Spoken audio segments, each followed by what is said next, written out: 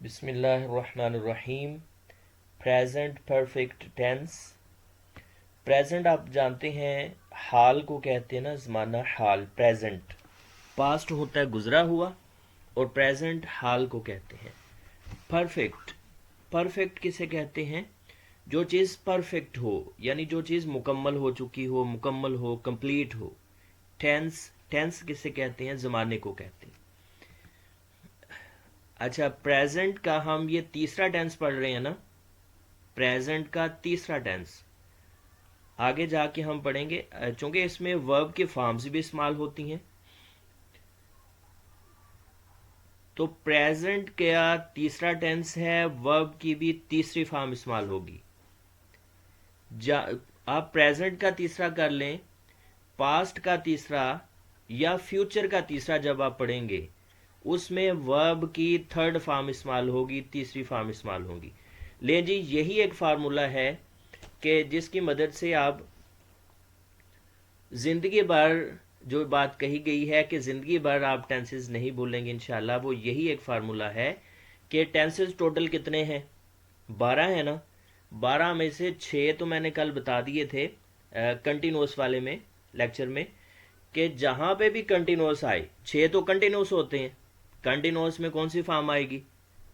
याद है आपको कल का लेक्चर? कंटिन्यूस में आईएनजी वाली फॉर्म आती है, जेरंड आता है, यानी फर्स्ट फॉर्म के साथ आईएनजी आती है।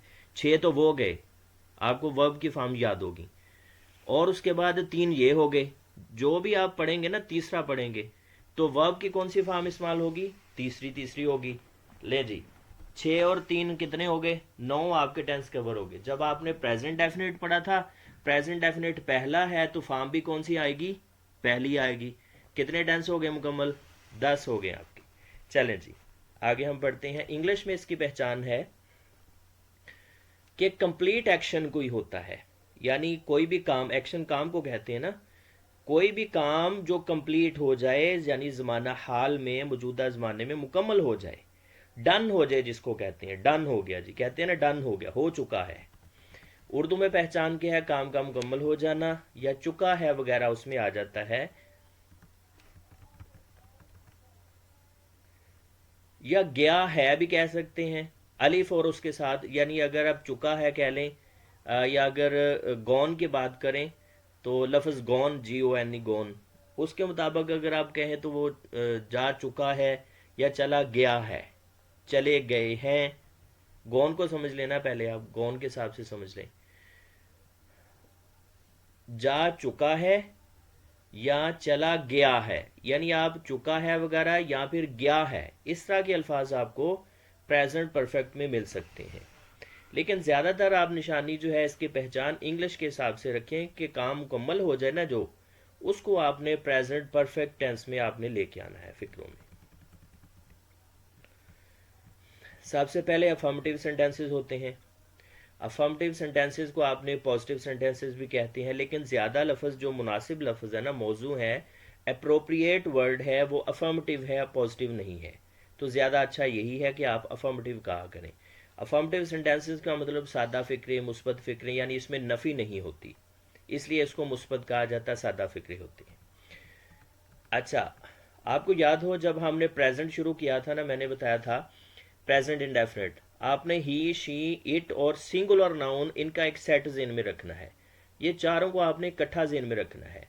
यहाँ पे भी सेम वही चीज़ है कि ही, शी, इट, सिंगुलर नाउन, अगर आपने इनका सेंटेंस बनाना है, इनका फिक्रा बनाना है, तो आपने इसके साथ कौन सा हेल्पिंग वर्ब लगाना? Has, has.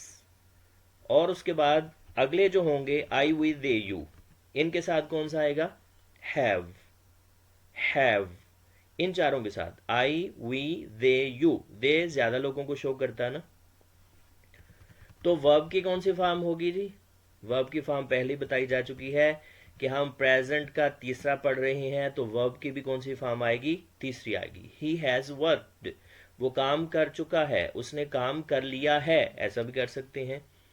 She has worked, उसने काम कर लिया है, वो काम कर चुकी। इट हैज़ रेन्ड, बारिश हो चुकी है। अली हैज़ वर्कड, अली ने काम कर लिया है।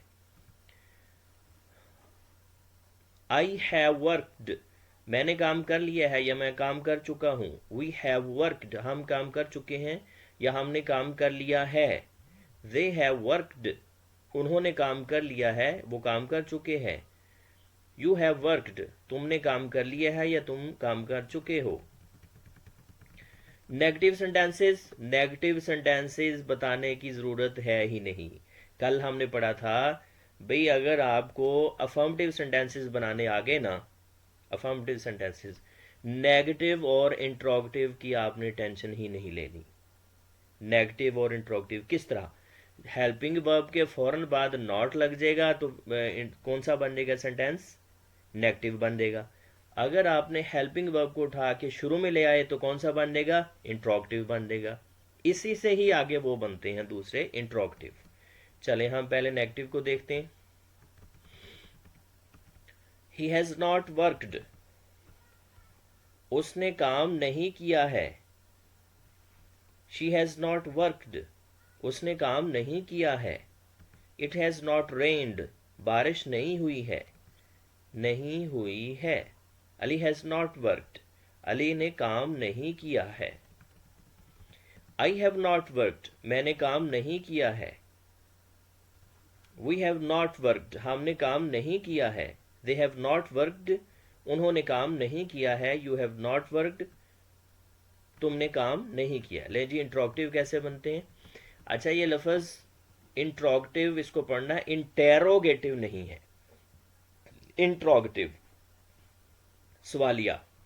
तो हेल्पिंग वर्ब को उठा के शुरू में ले आए, इंट्रोगेटिव बन गया। हैज़ ही वर्कड, उसने काम कर लिया है। हैज़ शी वर्कड, उसने काम कर लिया है। हैज़ इट रेन्ड, बारिश हुई है। हैज़ अली वर्कड, या बारिश हो चुकी। हैज़ अली वर्कड, अली ने काम कर लिया है या अली काम कर चुका है। क्या भी लगा सकते हैं शुरू में, क्या उसने काम कर लिया है, या वैसे आप सवालिया अंदाज, आपका उर्दू का अंदाज जो होगा वो ही सवालिया हो।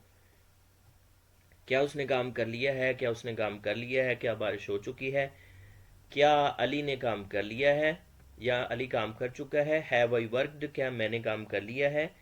हैव वी वर्कड, क्या हमने काम कर लिया है। हैव दे वर्कड, क्या उन्होंने काम कर लिया है। हैव यू वर्कड, क्या तुमने काम कर लिया है।